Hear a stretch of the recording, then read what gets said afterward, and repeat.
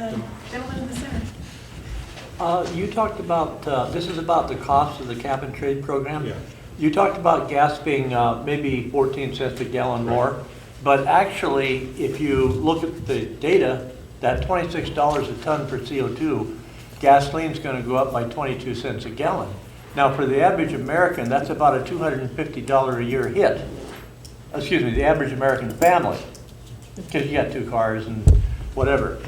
And also, this article in the Oregonian, which I left on left one copy in each table, says that the average household is going to see their natural gas price increase by $567 a year.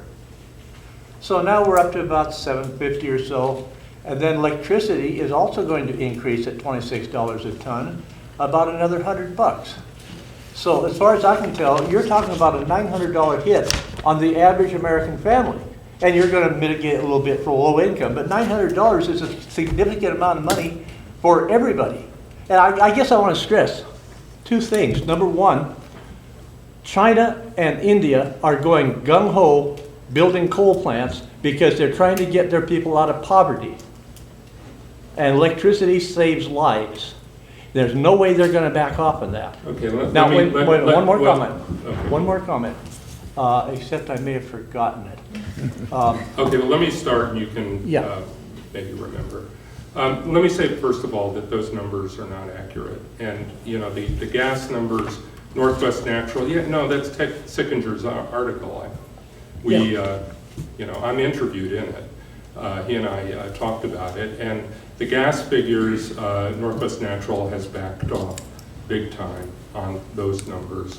The number for gasoline is, as I said, it'll be 14 cents a gallon. The first year, but as it increases, you're going to hit 2 bits. By about 1 cent a year. Yeah, you're going to hit $250 for the average family. Our estimate is actually more like $100 for an average family. And that's what we're thinking of in terms of a rebate for low-income families in order to mitigate the effect of this. You know, to a certain extent, if you're gonna put a price on emissions, then you have to put a price on emissions, right?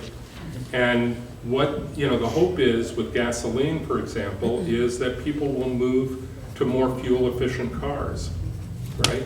If you move from a car that gets 15 miles a gallon to a car that gets 20 miles a gallon, you are going to more than eliminate the expense of that added gas tax. Part of it is to incent people to do the right thing, if I can put it that way. You know, back, if you'll remember, it was just a few years ago that gas prices were well over $3 a gallon.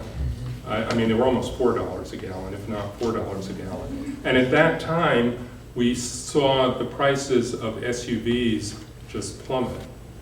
And people were moving to more fuel-efficient cars. As soon as the gas prices went down again, suddenly, and you know, just a perfect inverse proportion, the number of sales of SUVs went up. We need to get people to move more long-term to more efficient vehicles. Ultimately, if we can help them to buy that first electric vehicle, that's really the way to go.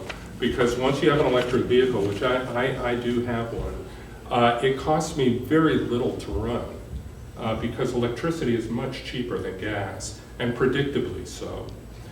Plus, it's much better for the environment. And so that's what we're trying to do. We're trying to come up with ways that can actually improve people's well-being over time.